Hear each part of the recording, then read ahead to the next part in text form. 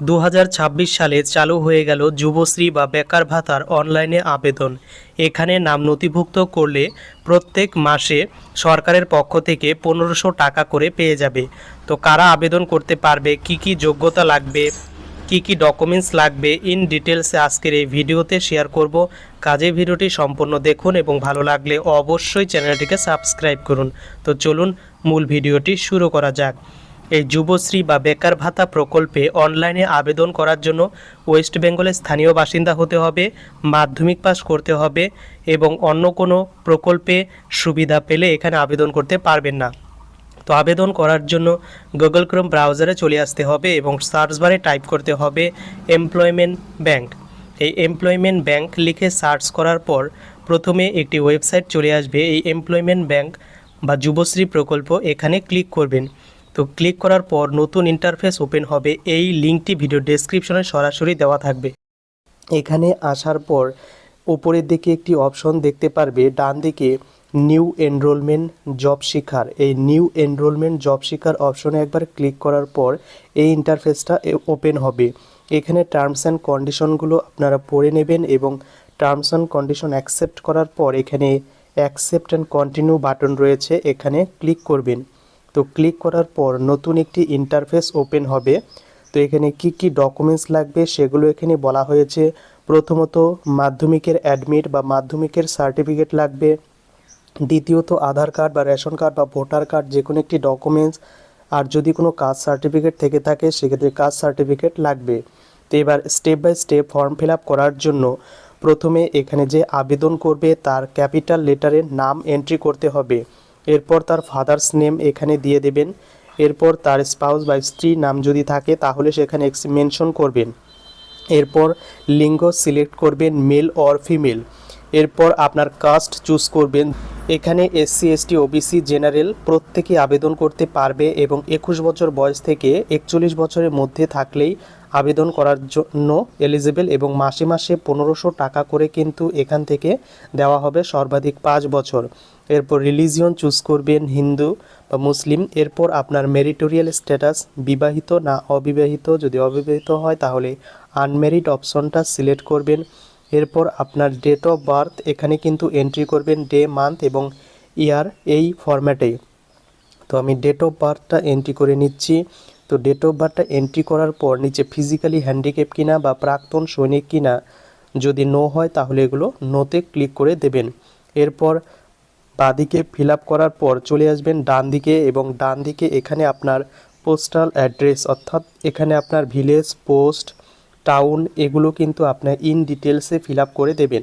তো এগুলো fill up করে দেওয়ার পর এখানে ডিস্ট্রিক্টটা চুজ করবেন, আপনি কোন ডিস্ট্রিক্টের আন্ডারে আবেদন করতে চাইছেন। তো অবশ্যই আপনার নিজস্ব ডিস্ট্রিক্ট এখানে কিন্তু সিলেক্ট করবেন। এরপর আপনার সাব ডিভিশন চুজ করবেন, কোন সাব ডিভিশনের আন্ডারে, এবং আপনার ব্লক বা মিউনিসিপ্যালিটি সেটা এখান থেকে কিন্তু দিয়ে দেবেন। তো এরপর নিচের দিকে আপনার যে পোস্টাল অ্যাড্রেস বা পিনকোড, সেই পিনকোডটি এন্ট্রি করবেন এবং এখানে দেখাবে এক্সচেঞ্জ, অর্থাৎ আপনার নিয়ারেস্ট যে এক্সচেঞ্জ অফিস রয়েছে সেই এক্সচেঞ্জ অফিসের নাম এখান থেকে কিন্তু সিলেক্ট করবেন। তো আপনার পাশে যেটা হবে বা কাছাকাছি হবে সেই অপশনটা দিয়ে দেবেন। এরপর আপনার 10 ডিজিটের মোবাইল নম্বরটি দিয়ে দেবেন। এরপর আপনার ইমেল আইডি কিন্তু দিয়ে দেবেন। মনে রাখবেন যেগুলো স্টার মার্ক রয়েছে সেগুলোই ফিল করলেই হবে, যেগুলো স্টার মার্ক নেই সেগুলো কিন্তু ফিল না করলেও হবে। এরপর আপনার এখানে আধার কার্ডের নম্বরটা এন্ট্রি করবেন। এরপর চাইবে আপনার এডুকেশনাল ডিটেলস, তো কোন এক্সাম পাস করেছেন এখানে অবশ্যই আপনারা মাধ্যমিক বা ম্যাট্রিক্স পাস এই অপশনটা সিলেক্ট করবেন। কোন বোর্ড থেকে পাস করেছেন, যদি ওয়েস্ট বেঙ্গল বোর্ড হয় নিচের দিকে চলে যাবে বা West Bengal board of secondary education এই অপশনটিতে ক্লিক করবেন। এরপর কত সালে পাস করেছেন সেটা দিয়ে দেবেন এবং কত পার্সেন্টেজ নম্বর ছিল সেটা এখানে কিন্তু দিয়ে দেবেন এবং এখানে অ্যাড নিউ ক্লিক করে আপনি কিন্তু আপনার হায়ার এডুকেশন বা গ্র্যাজুয়েশনটাও কিন্তু বা উচ্চ মাধ্যমিকও কিন্তু সিলেক্ট করে রাখতে পারেন। এরপর আপনার ল্যাঙ্গুয়েজ অপশনটি চুজ করবেন, আপনি কোন ল্যাঙ্গুয়েজ জানেন। তো এখানে বাংলা, ইংলিশ, তো আপনি যেই ল্যাঙ্গুয়েজ জানেন সেই ল্যাঙ্গুয়েজগুলি কিন্তু আপনাকে চুজ করতে হবে। তো বাংলা যদি সিলেক্ট করেন আপনি কি পড়তে পারেন, লিখতে পারেন, বলতে পারেন বা ফ্লুয়েন্টলি বলতে পারেন, যেগুলো আপনার জন্য এলিজিবল হবে সেগুলো আপনি কিন্তু সিলেক্ট করবেন। এভাবে অ্যাড নিউ করে আপনি অন্য ভাষা এখানে কিন্তু সিলেক্ট করতে পারবেন। তো আমি ইংলিশ চুজ করে দিচ্ছি। তো এইভাবে সিলেক্ট করার পর নিচে ফিজিক্যাল মেজারমেন্ট বা হাইট, আপনার চেস্ট এবং ওয়েট চাইবে, এগুলো যদি জানা থাকে ফিল করে দেবেন, আর যদি জানা না থাকে তাহলে ফিল না করলেও হবে।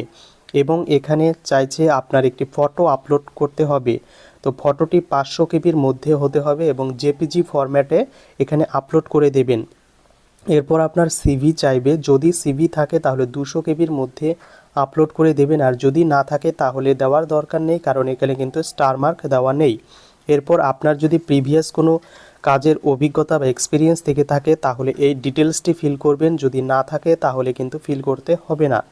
তো আমার যেহেতু নেই সেটি ফিল করছি না। এরপর আপনার প্রুফ অফ রেসিডেন্স হিসাবে আপনি কি ডকুমেন্টস দিতে চান, তো আমি এখানে আধার কার্ড দিয়ে দিচ্ছি এবং আধার কার্ডের নম্বরটা এখানে কিন্তু এন্ট্রি করবেন। তো এখানে উইথিন রিলোকেট, উইথিন কান্ট্রি থাকবে, এটাই সিলেক্ট করা থাকবে এবং আপনি বিপিএল কি না, ইয়েস হলে ইয়েস, নো হলে নো দিয়ে দেবেন। এবং অ্যাডিশনাল ইনফরমেশনে কিছু ফিল করতে হবে না। এখানে যে সিকিউরিটি কোড বা এই যে সংখ্যাগুলো আছে হুবহু এই সংখ্যাগুলো এই সিকিউরিটি কোড বক্স অপশনে ফিল করতে হবে। এবং নিচে এই ডিক্লারেশন বাটনগুলো রয়েছে, এই ডিক্লারেশন বাটনগুলিতে ক্লিক করে নিচে একটি সাবমিট অপশন রয়েছে, এই সাবমিট অপশনে ক্লিক করবেন। নেক্সট পেজে চলে আসবে এবং এখানে আপনার প্রত্যেকটি ডিটেলস আপলোড করতে হবে। তো এখানে আপনি প্রথমে দেখতে পারবেন আপনার বেসিক ডিটেলসগুলো সমস্ত কিছু ঠিক আছে কিনা।